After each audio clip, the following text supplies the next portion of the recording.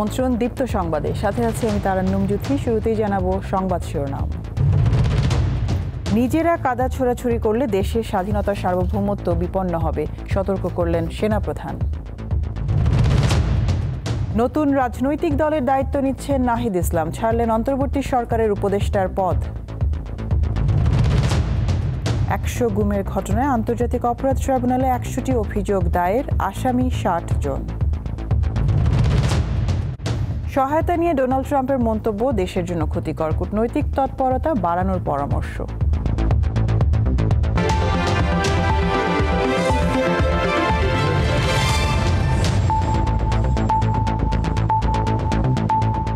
এবার পুরো আয়োজন। নিজেরা কাদা ছোড়াছুড়ি, মারামারি ও কাটাকাটি করলে দেশ ও জাতির স্বাধীনতার সার্বভৌমত্ব বিপন্ন হবে বলে সতর্ক করেছেন সেনাপ্রধান জেনারেল ওয়াকারুজ্জামান।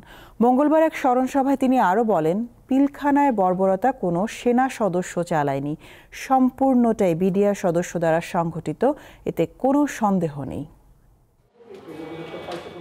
২০০৯ সালে তৎকালীন বিডিআর সদর দপ্তর পিলখানায় সংগঠিত নির্মম হত্যাকাণ্ডে শাহাদাত বরণকারী সেনা কর্মকর্তাদের স্মরণে মঙ্গলবার সকালে আয়োজিত এক অনুষ্ঠানে অংশ নেন সেনাপ্রধান। Retired armed forces officers welfare association এই স্মরণ সভার আয়োজন করে। স্বাধীনতা সার্বভৌমত্ব বিপন্ন হবে। অনুষ্ঠানে পিলখানা হত্যাকাণ্ড সম্পর্কে সেনাপ্রধান বলেন, এই বর্বরতা কোনো সেনা সদস্য করেনি, সম্পূর্ণটাই বিডিআর সদস্য দ্বারা সংগঠিত, এতে কোনো সন্দেহ নেই। এখানে কোনো ইফ এবং বাট নাই। এখানে যদি ইফ এবং বাট আনেন, এই যে বিচারিক কার্যক্রম এতদিন ধরে হয়েছে, 16 বছর ধরে 17 বছর ধরে যারা জেলে আছে, যারা কনভিক্টেড, সেই বিচারিক প্রক্রিয়া ব্যাহত হবে। তিনি বলেন, মতের বিরোধ থাকতে পারে, চিন্তা চেতনার বিরোধ থাকতে পারে, কিন্তু দিন শেষে দেশ ও জাতির দিকে খেয়াল করলে সবাই এক। নিজেরা যদি কাদা ছোড়াছুড়ি করেন, মারামারি কাটাকাটি করেন, এই দেশ এবং জাতির স্বাধীনতা সার্বভৌমত্ব বিপন্ন হবে। আমি আজকে বলে দিলাম, নাইলে আপনারা বলবেন যে আমি আপনাদের সতর্ক করিনি। দেশের আইন শৃঙ্খলা পরিস্থিতি খারাপের কথা উল্লেখ করে সেনাপ্রধান বলেন, র্যাব, বিজিবি, ডিজিএফআই, এনএসআই আতঙ্কিত, তাদের খাটো করে দেখা যাবে না। RAB, BGB, DGFI, NSI panicked. এই অর্গানাইজেশনগুলোকে যদি আন্ডারমাইন করে আপনারা মনে করেন যে দেশের শান্তি শৃঙ্খলা বিরাজ করবে, সবাই শান্তিতে থাকবেন, এটা হবে না, সেটা সম্ভব না। দেশে একটি অবাধ, সুষ্ঠু ও অংশগ্রহণমূলক নির্বাচন অনুষ্ঠানের বিষয়ে আশাবাদ জানান সেনাপ্রধান। আমরা দেশে একটা ফ্রি, ফেয়ার অ্যান্ড ইনক্লুসিভ একটা ইলেকশনের জন্য দিকে ধাবিত হচ্ছে, এবং তার আগে যে সমস্ত সংস্কার করা প্রয়োজন অবশ্যই সরকার সেদিকে খেয়াল করবেন। সেনাবাহিনীর প্রতি আক্রমণাত্মক কথা না বলার আহ্বান জানান সেনাপ্রধান। এই দেশ এবং জাতির আফরিদ হাসান, দীপ্ত সংবাদ, ঢাকা। শোক, শ্রদ্ধা, ভালোবাসায় পিলখানা হত্যাকাণ্ডের শিকার সেনা কর্মকর্তাদের রাষ্ট্রীয়ভাবে স্মরণ করা হয়েছে। মঙ্গলবার জাতীয় শহীদ সেনানিবাসে রাজধানীর বনানী সামরিক কবরস্থানে রাষ্ট্রপতি ও প্রধান উপদেষ্টার পক্ষে ফুলেল শ্রদ্ধা নিবেদন করা হয়। এ সময় শহীদদের স্বজনরা হত্যাকাণ্ডের সুষ্ঠু তদন্ত ও বিচার দাবি করেন। 15 বছর আগে 2009 সালের 25 ফেব্রুয়ারি সকালে বন্দুক হাতে উন্মত্ত হয়ে ওঠেন তৎকালীন সীমান্তরক্ষী বাহিনী বিডিআরের একদল সদস্য। অল্প সময়ের মধ্যেই ঢাকার পিলখানায় ঘটে যায় রক্তাক্ত এক নৃশংসতা। হত্যা করা হয় 57 চৌকস সেনা কর্মকর্তাকে। দিনটিকে জাতীয় শহীদ সেনা দিবস ঘোষণা করেছে ডক্টর ইউনূসের নেতৃত্বাধীন অন্তর্বর্তী সরকার। এ উপলক্ষে মঙ্গলবার রাজধানীর বনানী সামরিক কবরস্থানে শহীদ সেনা কর্মকর্তাদের প্রতি শ্রদ্ধা জানানো হয়। প্রথমে রাষ্ট্রপতি মোহাম্মদ শাহাবুদ্দিনের পক্ষে তাঁর সামরিক সচিব ও প্রধান উপদেষ্টার পক্ষে তাঁর সামরিক সচিব শ্রদ্ধা জানান। এরপর স্বরাষ্ট্র উপদেষ্টা, 3 বাহিনীর প্রধানরা এবং নিহত সেনাদের স্বজনরা শ্রদ্ধা জানান।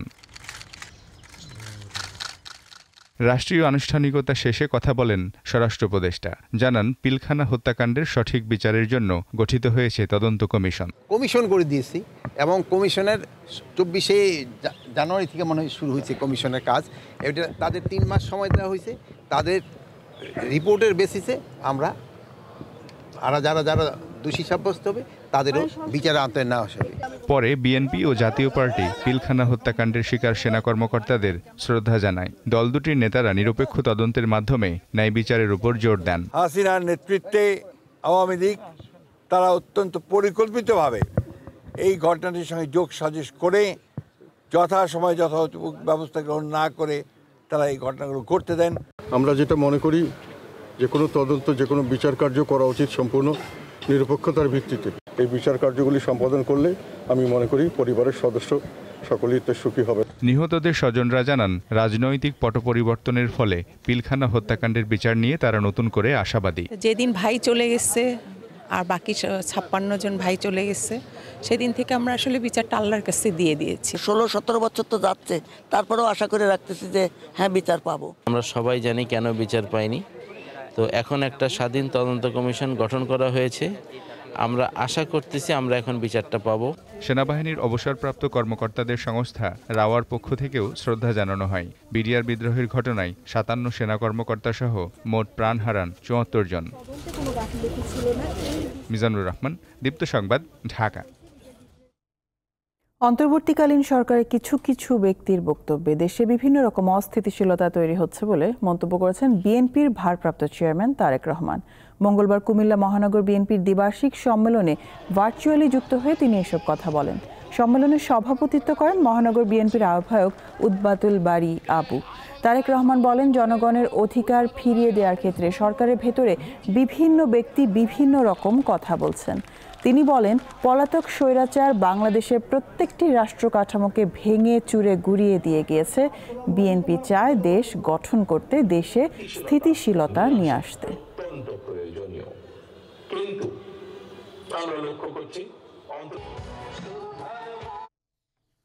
অন্তর্বর্তী সরকারের উপদেষ্টার পদ থেকে পদত্যাগ করেছেন নাহিদ ইসলাম। নতুন রাজনৈতিক দল গঠনের লক্ষ্যে তার এই পদত্যাগ বলেই জানিয়েছেন তিনি। গণমাধ্যমকে নাহিদ জানান, দেশের প্রয়োজনে সরকারে থাকার চেয়ে রাজপথে থাকা বেশি প্রয়োজন। বৈষম্য বিরোধী ছাত্র আন্দোলন এবং জাতীয় নাগরিক কমিটির উদ্যোগে দেশে নতুন রাজনৈতিক দলের আত্মপ্রকাশ ঘটবে। আর এই দলে যোগ দেওয়ার লক্ষ্যেই মঙ্গলবার অন্তর্বর্তী সরকারের উপদেষ্টা পদ থেকে ইস্তফা দেন নাহিদ ইসলাম। সাবেক প্রধানমন্ত্রী শেখ হাসিনাকে উৎখাত করতে সামনের সারিতে দাঁড়িয়ে ছাত্রদের নেতৃত্ব দিয়েছিলেন নাহিদ ইসলাম। বিগত 6 মাসের বেশি সময় ধরে দায়িত্ব পালন করেছেন উপদেষ্টা হিসেবে কয়েকটি মন্ত্রণালয়ের। মঙ্গলবার দুপুরে প্রধান উপদেষ্টার কাছে পদত্যাগপত্র জমা দেন বৈষম্য বিরোধী ছাত্র আন্দোলনের সাবেক এই সমন্বয়ক। গণমাধ্যমকে জানান, সরকার ও জুলাই গণ অভ্যুত্থানের সকল কমিটি থেকে ইস্তফা দিয়ে রাজপথে রাজনীতিতে সক্রিয় হবেন। নতুন যে রাজনৈতিক শক্তি এবং দল গঠন হচ্ছে, আমি সেখানে অংশগ্রহণ করতে আমার অভিপ্রায় আছে এবং জনগণের সাথে মিশে আবারও জনগণকে ঐক্যবদ্ধ করা এবং আমাদের যে গণঅভ্যুত্থান এর যে প্রতিশ্রুতি সেটা বাস্তবায়নে মাঠে থেকে কাজ করার লক্ষ্যেই আমি সরকার থেকে পদত্যাগ করছি। গণমানুষের অধিকার আদায়ে গণতান্ত্রিক পরিবর্তনে কাজ করার আগ্রহের কথাও জানান তিনি। দেশের বর্তমান যে পরিস্থিতি, সেই পরিস্থিতিতে একটি রাজনৈতিক শক্তির উত্থানের জন্য আমার রাজপথে থাকা প্রয়োজন, ছাত্র জনতার কাতারে থাকা প্রয়োজন এবং আমরা যে গণতান্ত্রিক পরিবর্তনের আকাঙ্ক্ষা করি, সেই আকাঙ্ক্ষার জন্য আমার যে গণ অভ্যুত্থানে যে ছাত্র জনতা অংশগ্রহণ করেছে সেই শক্তিকে সংহত করতে আমি মনে করেছি যে আমার সরকারের থেকে আমার সরকারের বাইরে রাজপথে আমার ভূমিকা বেশি হবে। জাতীয় নাগরিক কমিটির নীতি নির্ধারণী পর্যায়ের একাধিক সূত্র বলছে, নতুন রাজনৈতিক দলের আহ্বায়ক হিসেবে দায়িত্ব নেবেন নাহিদ ইসলাম। আর দলের সদস্য সচিবের পদে আক্তার হোসেনের নাম অনেকটাই চূড়ান্ত। তিনি এখন জাতীয় নাগরিক কমিটির সদস্য সচিব। রুবায়েত হাসান, দীপ্ত সংবাদ, ঢাকা। 100 গুমের ঘটনায় 100টি অভিযোগ দায়ের হয়েছে আন্তর্জাতিক অপরাধ ট্রাইব্যুনালে। গুমের শিকার পরিবারবর্গের সংগঠন মায়ের ডাকের পক্ষ থেকে মঙ্গলবার ট্রাইব্যুনালে এইসব অভিযোগ করা হয়। এতে সাবেক স্বরাষ্ট্রমন্ত্রী এবং র্যাব ও পুলিশ কর্মকর্তাদের আসামি করা হয়েছে। 2009 সালে সরকার গঠন করে আওয়ামী লীগ। এরপর 2024 সাল পর্যন্ত অসংখ্য গুমের অভিযোগ উঠেছে। মঙ্গলবার 100 ব্যক্তির গুমের ঘটনায় 100টি অভিযোগ দায়ের করা হয় আন্তর্জাতিক অপরাধ ট্রাইব্যুনালে। এ সময় গুমের শিকার ব্যক্তির পরিবারের সদস্যরা উপস্থিত ছিলেন। অভিযোগে যাদের কথা বলা হয়েছে তার মধ্যে 5 জন ফিরে এসেছেন, বাকি 95 জন এখনও নিখোঁজ। ক্ষতিগ্রস্ত পরিবারগুলো এসব ঘটনার বিচার চান। তারা যেখানেই থাকুক, এখন কর্মরত র্যাবে বলেন, ডিজিএফআই বলেন, পুলিশ বলেন, ডিবিতে বলেন, যেখানেই আছে তাদের নামগুলো সামনে আসুক এবং তার পরবর্তীতে আমরা জানতে পাবো অ্যাটলিস্ট আমাদের মানুষগুলা এখন কোথায় এবং তাদের সাথে কি করা হয়েছিল। আইনজীবী জানান, গুমের অভিযোগে সাবেক স্বরাষ্ট্রমন্ত্রী আসাদুজ্জামান খান সহ অন্তত 60 জনকে আসামি করা হয়েছে। জিয়াউল হাসান, যিনি ইতোমধ্যে জেলে আছেন, এবং আসাদুজ্জামান খান কামাল, যিনি বাংলাদেশের স্বরাষ্ট্রমন্ত্রী ছিলেন, তারেক সিদ্দিকী, জাভেদ পাটোয়ারি পুলিশের আইজিপি ছিলেন, মনিরুল ইসলাম, বেনজির এবং আরও উল্লেখযোগ্য ব্যক্তিদেরকে এই সমস্ত অভিযোগে অভিযুক্ত করা হয়েছে। অভিযোগ পাওয়ার কথা জানিয়ে দ্রুত তদন্ত করে ব্যবস্থা নেয়ার কথা জানিয়েছে প্রসিকিউশন। এই অভিযোগগুলোও আমরা পর্যালোচনা করব এবং এর মধ্য থেকে যে সকল বিষয়ে প্রাথমিকভাবে আমরা সত্যতা পাব সেগুলোর ব্যাপারে আমরা যথাযথ আইনগত ব্যবস্থা নেব। তিনি জানান, মঙ্গলবার দায়ের করা 100টি ছাড়াও আরও শতাধিক গুমের অভিযোগ পড়েছে ট্রাইব্যুনালে, যার তদন্ত চলমান রয়েছে। আজিজুল ইসলাম, দীপ্ত সংবাদ, ঢাকা। মৃত্যুদণ্ড পুনর্বিবেচনা চেয়ে জামায়াত নেতা এটিএম আজহারুল ইসলামের করা আবেদনের শুনানি বুধবার পর্যন্ত মুলতবি করেছে আপিল বিভাগ। মঙ্গলবার প্রধান বিচারপতি সৈয়দ রেফাত আহমেদের নেতৃত্বাধীন আপিল বেঞ্চে এই শুনানি শুরু হয়। মুক্তিযুদ্ধ চলাকালে মানবতা বিরোধী অপরাধের জন্য 2014 সালের 30 ডিসেম্বর আজহারুল ইসলামকে মৃত্যুদণ্ডাদেশ দেয় আন্তর্জাতিক অপরাধ ট্রাইব্যুনাল। ওই রায়ের বিরুদ্ধে তিনি আপিল করলে 2019 সালের 31 অক্টোবর ট্রাইব্যুনালের দেওয়া মৃত্যুদণ্ড বহাল রাখে আপিল বিভাগ। পরে 2020 সালের 19 জুলাই খালাস চেয়ে আপিল বিভাগের সংশ্লিষ্ট শাখায় রিভিউ আবেদন করেন এটিএম আজহারুল ইসলাম।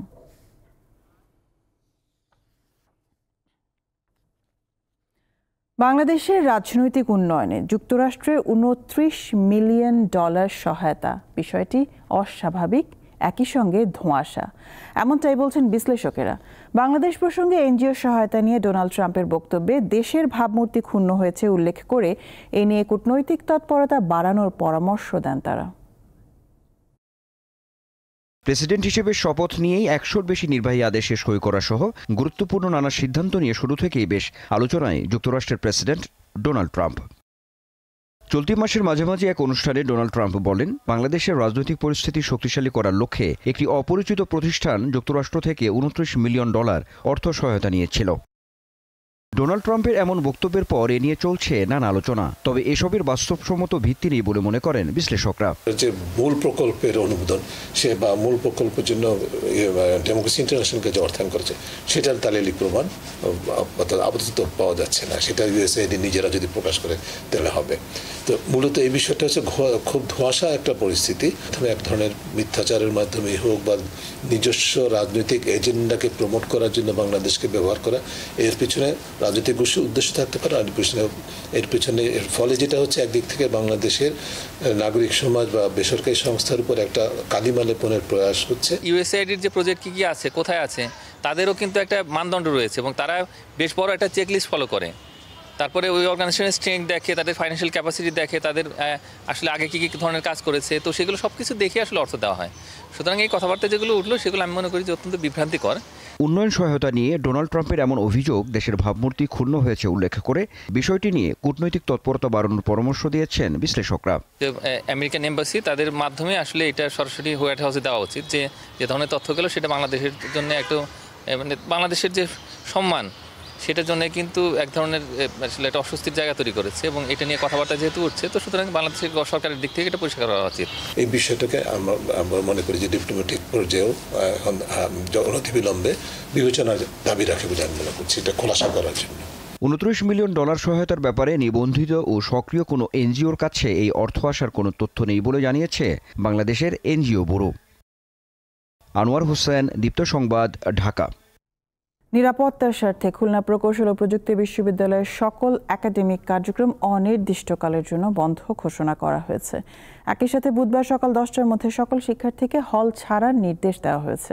মঙ্গলবার সিন্ডিকেটের 99তম জরুরি সভায় এই সিদ্ধান্ত নেওয়া হয়। এর আগে সোমবার রাতে বাসভবনের তালা ভেঙে বাসভবনে প্রবেশ করেন কুয়েটের উপাচার্য মঙ্গলবার দুপুর 12টায় ভিসির বাসভবনে পুনরায় তালা ঝুলিয়ে দিতে গেলে শিক্ষকদের প্রতিবাদের মুখে ফিরে যায় শিক্ষার্থীরা।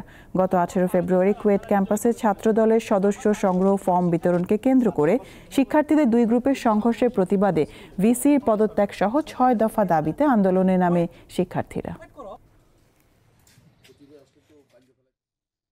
টাঙ্গাইলের ঘাটাইল সাগরদিঘি সড়কের লক্ষণের বাধা এলাকায় ডাকাতির শিকার হয়েছে শিক্ষা সফরের 3টি স্কুল বাস। মঙ্গলবার ভোরে ডাকাতির এই ঘটনা ঘটে। ঘাটাইল থানার ভারপ্রাপ্ত কর্মকর্তা রকিবুল ইসলাম জানান, ময়মনসিংহের ফুলবাড়িয়া উপজেলার সোয়াইদপুর উচ্চ বিদ্যালয়ের শিক্ষার্থীরা 4টা বাস নিয়ে নাটোরের গ্রিন ভ্যালি পার্কে যাচ্ছিল। ভোর 4:30টার দিকে বাস 4টি ডাকাত দলের কবলে পড়ে। ডাকাতরা পেছনের গাড়ি থেকে মালামাল লুট করা শুরু করে। এরই মধ্যে 999-এ ফোন করে জানানো হলে পুলিশ ঘটনাস্থলে পৌঁছে।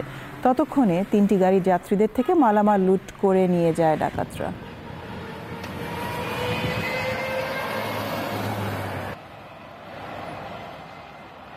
এবার ডেটল ও হার্পিক অমর 21 বইমেলা।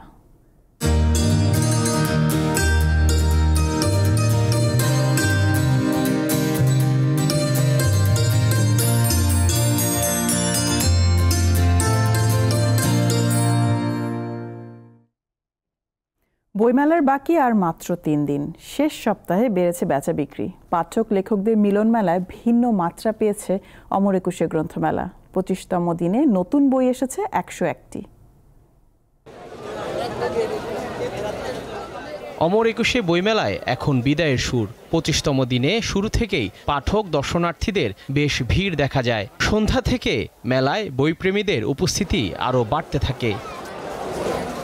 মঙ্গলবার মেলায় ঘুরে ঘুরে পছন্দের লেখকদের বই কিনেছেন অনেকে। কারো কারো তালিকা ছিল বেশ লম্বা। এরকমই অ্যাভারেজ আমি 70-80টা বই কিনি। আমার বাজেট থাকে অ্যারাউন্ড 20,000-এর মতো। মেলাটাকে মিস করব, সামনের বছরের জন্য আবার অপেক্ষা করব। যে দর্শনার্থী হিসেবে আসতাম, পাঠক হিসেবে এই প্রথম লেখক হিসেবে আসলাম। মেলার শেষ দিকে লেখকদের উপস্থিতি বেড়েছে। তারা সময় কাটিয়েছেন পাঠকদের সঙ্গে। বই মেলা যে মেলা, এখানে নানান রকম মানুষের সঙ্গে দেখা হয়, অথবা যার সঙ্গে 25 বছর আগে দেখা হয়েছিল, দেখা গেল উনি বই কিনতে এসেছেন, তার সঙ্গে দেখা। দর্শনার্থী আছেন, কিন্তু দর্শনার্থীও খুব বেশি না, এবং সেই সাথে পাঠক বা বই সংগ্রহ করবার জন্য বইপ্রেমী, সেই বইপ্রেমীর ভিড় একটু কম দেখছি আমি। বই বিক্রির সংখ্যা নিয়ে প্রকাশকদের মধ্যে ছিল মিশ্র প্রতিক্রিয়া। তবে তাদের বেশিরভাগই জানিয়েছেন আগের চেয়ে বিক্রি ভালো। মেলা যত দিন গড়াতে থাকে ততই মেলার বেচা বিক্রি বাড়তে থাকে। এখন আলহামদুলিল্লাহ মেলা জমে গেছে এবং বেচা বিক্রি যথেষ্ট ভালো। এবার বই বিক্রির সংখ্যাটা তুলনামূলকভাবে কম গত বছরের বা তার আগের বছরের তুলনায়, কিন্তু দর্শনার্থীর সংখ্যা প্রচণ্ড, প্রতিদিনই আছে। এই দিন নতুন এসেছে 101টি বই। এবার এখন পর্যন্ত প্রকাশিত নতুন বইয়ের সংখ্যা 2622টি। জহুরুল মোহসান, দীপ্ত সংবাদ, ঢাকা। আন্তর্জাতিক প্রসঙ্গ। ভারতের 4টি প্রতিষ্ঠানের উপর নিষেধাজ্ঞা দিয়েছে যুক্তরাষ্ট্র। মূলত ইরানের পেট্রোলজাত পণ্য বিক্রি ও পরিবহনের সঙ্গে যুক্ত থাকার অভিযোগে এই নিষেধাজ্ঞা দেওয়া হয়েছে বলে জানিয়েছে মার্কিন সরকার। যুক্তরাষ্ট্র পররাষ্ট্র দপ্তরের দেয়া তথ্য অনুযায়ী ভারতের ওই 4 প্রতিষ্ঠান হল Flux maritime LLP, BSM marine LLP, Austin ship management private limited ও কসমস লাইন্স ইনকর্পোরেশন। এইসব প্রতিষ্ঠানের মধ্যে কসমস লাইন্স ইনকর্পোরেশনকে ইরানের পেট্রোলজাত পণ্য পরিবহনে জড়িত থাকার অভিযোগে নিষেধাজ্ঞার আওতায় আনা হয়েছে। খেলার খবর। ফিফা উইন্ডোতে 2টি আন্তর্জাতিক প্রীতি ম্যাচ খেলতে বাংলাদেশ নারী ফুটবল দল এখন সংযুক্ত আরব আমিরাতে। আরব আমিরাতের বিপক্ষে দুবাইয়ে প্রথম ম্যাচটি হবে বুধবার রাত 9:30টায়। তাই মঙ্গলবার অনুশীলন সেশনে অংশ নেয় তারা। দ্বিতীয় ম্যাচ হবে 2 মার্চ। কোচ পিটার বাটলারকে বয়কট করে চলা 18 ফুটবলারকে বাদ দিয়ে দল গঠন করায় এবারের ম্যাচ দুটির দিকে বিশেষ দৃষ্টি থাকছে সবার। তরুণ ফুটবলারদের জন্য এই ম্যাচটি নিজেদের প্রমাণের বড় চ্যালেঞ্জ। 3 মার্চ বাংলাদেশ দলে দেশে ফেরার কথা রয়েছে।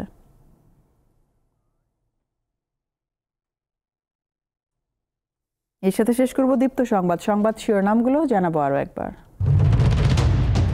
নিজেরা কাদা ছোড়াছুড়ি করলে দেশের স্বাধীনতার সার্বভৌমত্ব বিপন্ন হবে, সতর্ক করলেন সেনাপ্রধান। নতুন রাজনৈতিক দলের দায়িত্ব নিচ্ছেন নাহিদ ইসলাম, ছাড়লেন অন্তর্বর্তী সরকারের উপদেষ্টার পদ। 100 গুমের ঘটনায় আন্তর্জাতিক অপরাধ ট্রাইব্যুনালে 100টি অভিযোগ দায়ের, আসামি 60 জন। সহায়তা নিয়ে ডোনাল্ড ট্রাম্পের মন্তব্য দেশের জন্য ক্ষতিকর, কূটনৈতিক তৎপরতা বাড়ানোর পরামর্শ।